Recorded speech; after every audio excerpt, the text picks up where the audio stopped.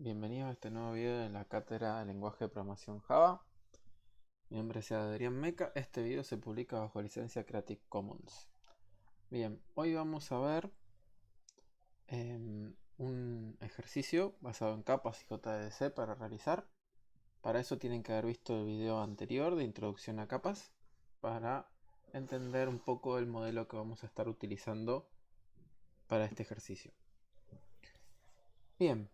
En primer lugar, el ejercicio que va a estar publicado en el link de GitHub que pueden encontrar en el repositorio de este año. Después van a encontrar la URL en la descripción de este video.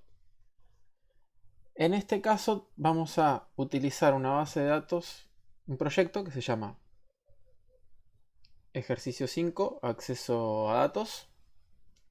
Ejemplo 5, acceso a datos. Y el mismo cuenta con una carpeta que dice DB, donde van a encontrar dos archivos .sql que sirve para armar la estructura, junto con también un archivo que se llama steps.markdown que les dice cómo utilizarlos. Bien, en los pasos para preparar la base de datos deben utilizar desde ya sea la consola de MySQL o desde el Workbench. Pueden utilizar este script para crear la base de datos Java con la tabla persona, con toda la estructura. Si ya hicieron el ejemplo de JDBC anterior, esta tabla es un poco diferente, es un poco más compleja, tiene algunos datos más para que podamos trabajar con un poco más de información. Y tiene ya cargados algunos datos para poder utilizar en el ejercicio. Tiene también la tabla de, además de tabla de persona, la tabla de rol, ¿sí? Con admin y user como roles, y tiene una asociación entre persona y rol para poder después validar los accesos. Bien, en primer lugar, lo que deben hacer es ejecutar esto, y el ejercicio ya tiene configurado la conexión a base de datos para que en este caso no tengan que preocuparse por eso. Así que también tienen que utilizar este script para crear el usuario. También lo pueden ejecutar a mano o lo pueden importar directamente con el Workbench o la línea de comandos de MySQL para poder crear el usuario correcto y que funcione automáticamente. Si no, cuando vemos la parte de conector, les voy a mostrar el string de conexión con las propiedades que van a tener que modificar para hacerlo. Bueno, todo esto está explicado también acá en este steps.markdown, y en caso de algún error o inconveniente pueden utilizar este comando que se encuentran acá para borrar la base de datos y el usuario y volver a empezar de cero, o sea, vuelven a recrearlos. Al proyecto este, lo que hay que usar, que ya se encuentra dentro del directorio, en la librería, el conector J, versión 8.0. ¿sí? Si están usando una versión anterior de MySQL es compatible, así que no hay ningún inconveniente. O cualquiera de sus forks. Una vez que ustedes... este conector fue agregado a un directorio, una source folder. ¿sí? Pueden hacer para eso botón derecho sobre el proyecto, New Source Folder, y le pusimos en este caso el nombre lib, y descargamos el conector J, el platform independent, lo extraímos y lo pegamos al punto .jar, lo copiamos y lo pegamos directamente dentro del Eclipse en la carpeta lib. Una vez que hacemos esto, en los proyectos de tipo consola o escritorio, tenemos que hacer botón derecho, build path, add to build path, y de esa forma se agrega la librería a las librerías disponibles de Java. Eso se pueden dar cuenta que funcionó correctamente porque aparece acá donde dice Referenced Libraries. Bueno. Después, caso esto ya está hecho, en el git ignore está agregado el whitelist para que la librería se suba automáticamente para que utilicen dentro del equipo utilicen la misma librería. Bien, ahora vamos a repasar la arquitectura general. ¿Sí? Como habíamos visto antes, tenemos una capa de interfaz, una capa de lógica, una capa de data y una base de datos. Y luego tenemos la capa de entidades, donde tenemos nuestro dominio, digamos.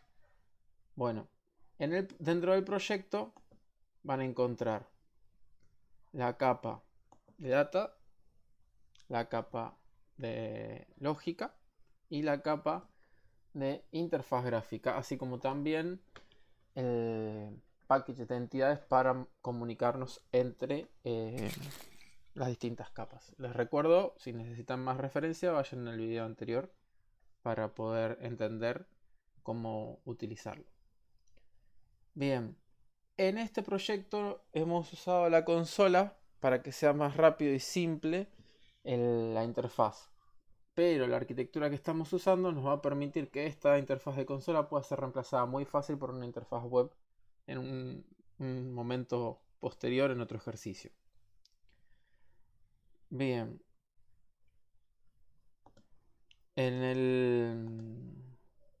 Vamos a mostrarles el proyecto. Como les decía, está la capa de data, que es un package, el package de logic, package de UI y el package de entidades. ¿Sí? Esto está todo dentro de la carpeta source. Bien. Vamos a empezar por las entidades. Tenemos una entidad muy simple llamada documento que tiene tipo y número. ¿Sí? Ambos están puestos como string. Más que nada para evitar inconvenientes de cualquier tipo con el tipo de documento que se utilice, por si tiene algún código alfanumérico más allá que se llama número, y evitar problemas con la cantidad de dígitos. Es solo para simplificar y no tengan que trabajar en digamos, en este aspecto. Después tenemos la entidad persona, tenemos el ID, que va a ser un autoincremental generado por la base de datos. Documento, que es parte del objeto de documento que acabamos de ver. El nombre, apellido, email, que vamos a utilizar también para la autenticación del usuario. La password, un teléfono, un booleano para indicarnos si está habilitado o no.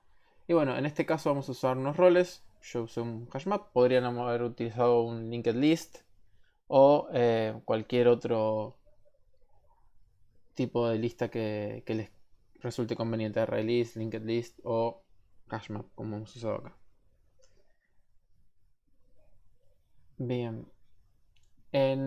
Además de esto, tenemos en entidades la clase rol, ¿sí? Tiene un ID, también autoincremental generado por la base de datos, y tiene una descripción.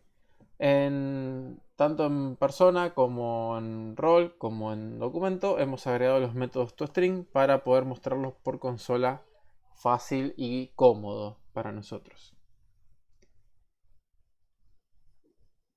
Bueno, luego tenemos también en la interfaz, tenemos el principal, crea un objeto menú e invoca el método start. ¿Sí? En el método start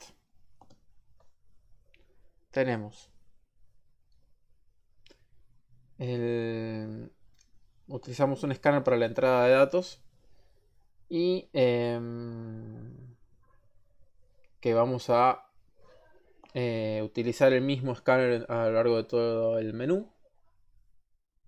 Y luego de ello vamos a mostrar un menú y obtener el comando adecuado para o sea, vamos a mostrar por pantalla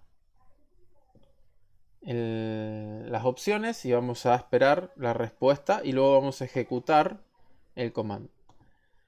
Los comandos después los vamos a ver en detalle a la hora del ejercicio, pero según lo que la opción que el usuario ingrese,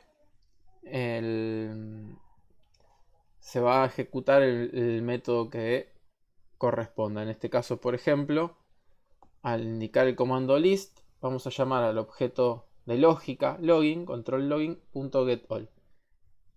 El objeto control login se inicializa acá, es de tipo login, y vamos a ir al método getAll.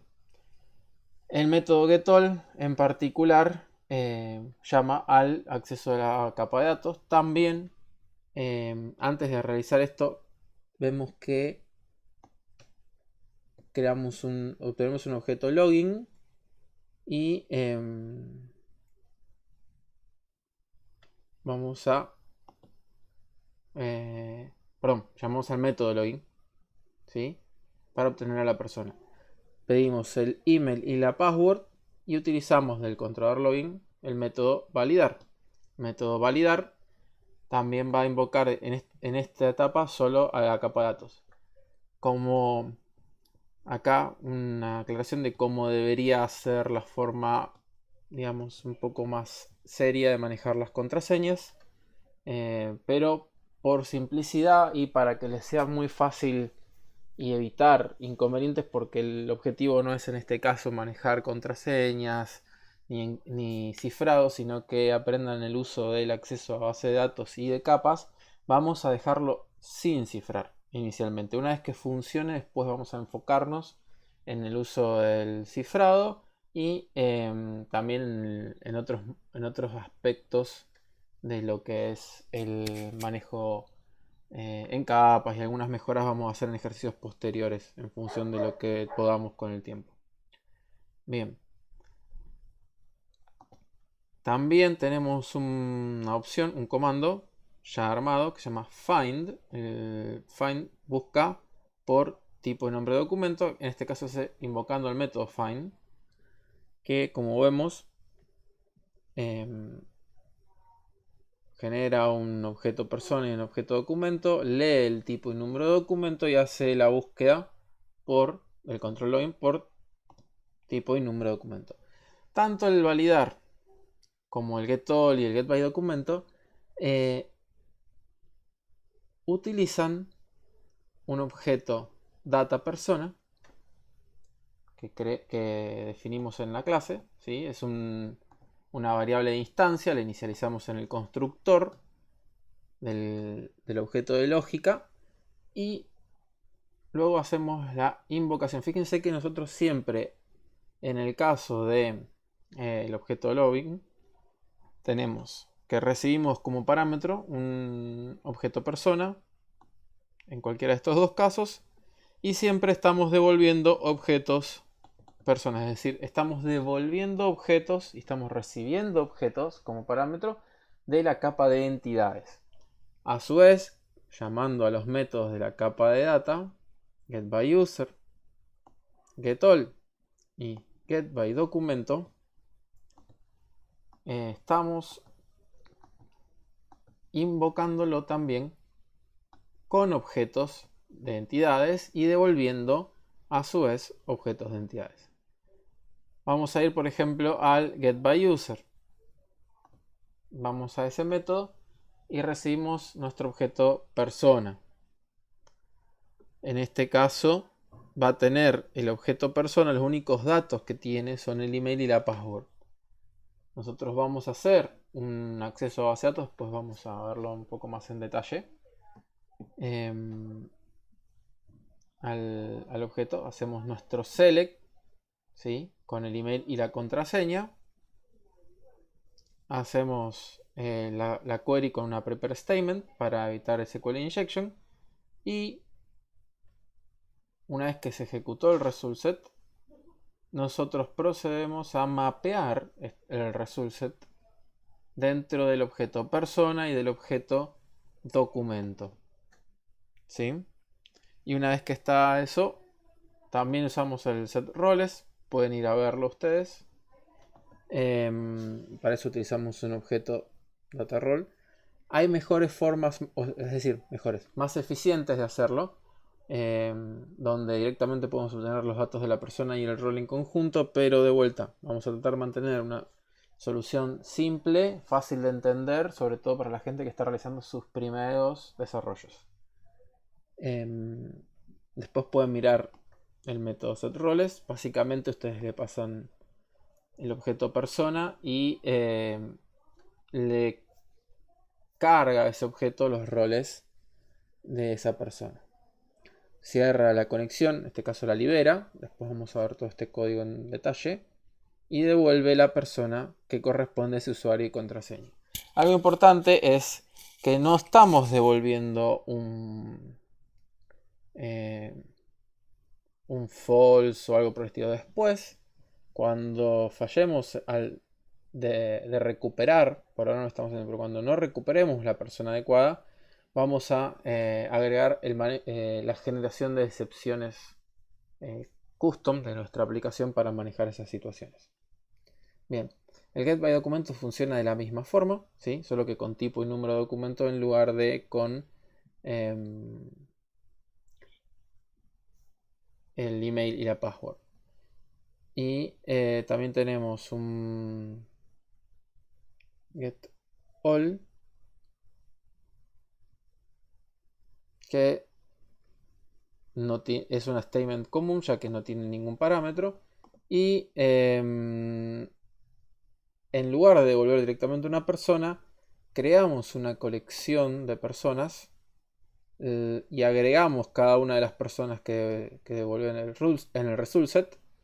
La agregamos a esa colección y finalmente devolvemos la colección de personas en lugar de la persona exclusiva. Fíjense, después pueden leer el código en detalle en el repositorio.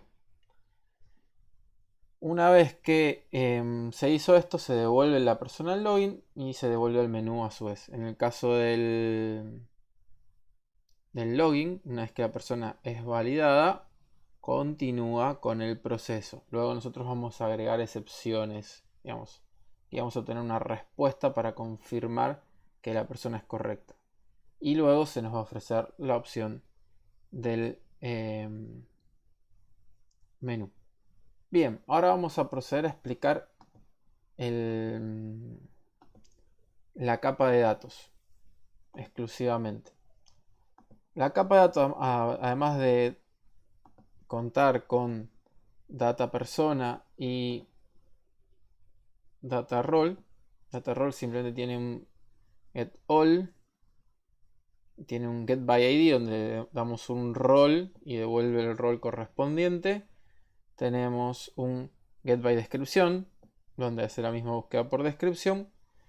Y tenemos un setRoles donde recibimos un objeto persona y setea en dicho objeto los roles que le corresponden. ¿Por qué usamos un hash en el caso de las personas? Bien, fíjense que igual el objeto persona tiene un método addRole. Esto sirve para que nosotros no debamos tener un acoplamiento tan fuerte donde se tenga que saber qué tipo de colección es, cómo se agrega, dónde se registra. Simplemente agregamos el rol y nada más. La razón para utilizar finalmente un hash es para evitar duplicados.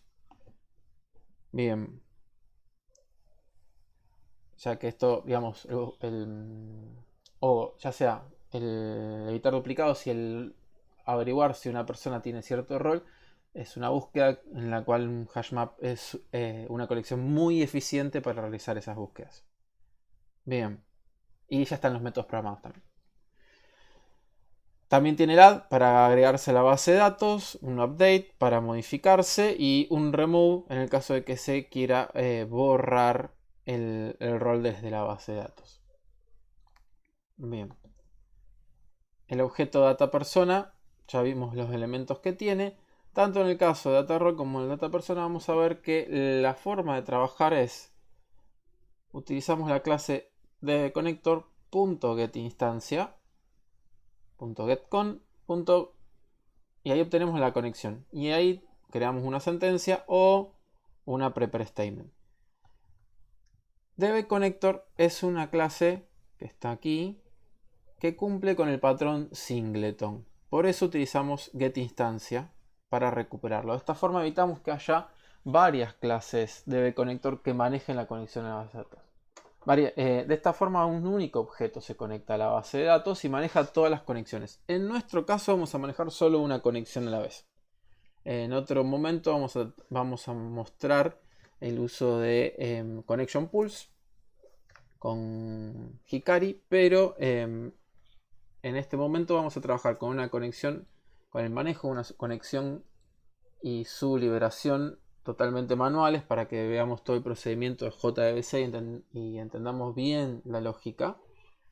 Y para evitar que haya múltiples conexiones simultáneas y tengamos algún inconveniente luego para poder cerrarla, para que sea fácil cerrar la conexión, vamos a manejarnos con un singleton, getInstancia. De esta forma obtenemos el único objeto que hay. Y ahí le pedimos que nos dé una conexión. Este método lo que va a hacer es buscar la conexión si ya está abierta y devolvernos la conexión que ya está abierta.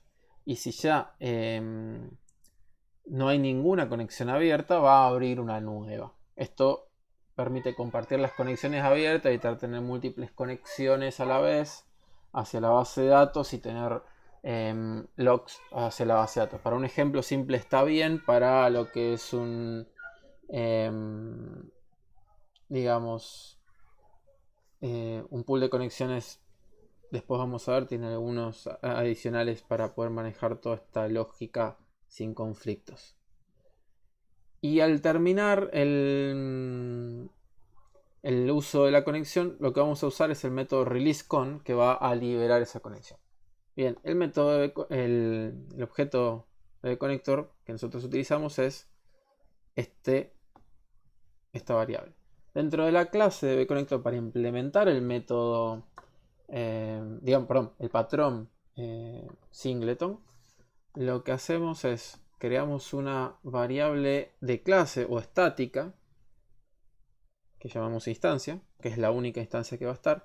Creamos un constructor privado y de esa forma evitamos que haya múltiples conectores, múltiples objetos creados en distintas partes. Solo podemos usar los objetos creados por la propia clase. Y el método getInstancia, que es un método de clase o estático, donde si el objeto de instancia que teníamos definido acá está vacío, crea un objeto nuevo. Y ya sea que lo creó o no, siempre devuelve el objeto creado. Nuestro método get es entonces de esta forma. Cuando vemos bconnector.getInstancia obtenemos el único objeto de bconnector. Luego lo que hacemos con el método getCon es ver, tenemos un objeto también conexión, ¿sí? Tenemos una variable conexión y si se encuentra nulo o ya está cerrada, pedimos una nueva conexión al driver de la base de datos y reseteamos el conector. Una vez hecho esto, empezamos a contar las conexiones. Acá lo reseteamos porque abrimos una nueva conexión en caso de que se haya cerrado por algún problema de la base de red o de la base de datos o un timeout. Entonces, por eso lo reseteamos. Empezamos a llevar un contador. Esto es para que si abrimos una conexión de persona, o sea, pedimos una conexión en el objeto persona y pedimos una conexión en el objeto roles, el contador nos indique que tenemos dos conexiones solicitadas. Cuando hacemos el release, descontamos estas conexiones y cuando la conexión llega a 0, la cerramos. Esto es para evitar el menor es para evitar una race condition que se dé por algún error en nuestro código y nunca se cierren las conexiones o falle al crearse la conexión. Hay un par de situaciones límites que nos evitamos el memory leak agregando el menor. Pero con la igualdad idealmente debería funcionar. Bien. Al realizar la conexión descontamos y cuando llegamos a 0 se cierra. En esta en este caso, acá tenemos todas las propiedades de la conexión. Después en otro ejemplo también vamos a usar un archivo de propiedades para poner todo esto. Donde si ustedes utilizan otra base de datos u otro usuario, pueden modificarlo todo en estas propiedades. Lo mismo que si cambian el servidor. El driver tiene puesto la opción para el driver de la versión 8.0 del conector J. Si utilizan la versión anterior, tienen que remover esto. Bien, y acá tienen el connection string, donde usamos esas propiedades definidas acá. Lo conveniente de este conector es el hecho de que no tenemos que estar compartiendo el objeto entre las distintas partes, tenemos que compartir un contexto, nos simplificamos la conexión. Hacer nuestro primer uso de JDBC y capas es una simplificación bastante cómoda para trabajar y enfocarnos en las partes verdaderamente importantes en este momento. Bien, en el próximo video les voy a explicar cómo funciona este pequeño proyecto, qué partes ya están implementadas y el ejercicio que tienen ustedes para realizar. ¿Sí? Bueno, espero que hayan entendido. Por favor, revisen el código del proyecto en GitHub. Hasta el próximo video.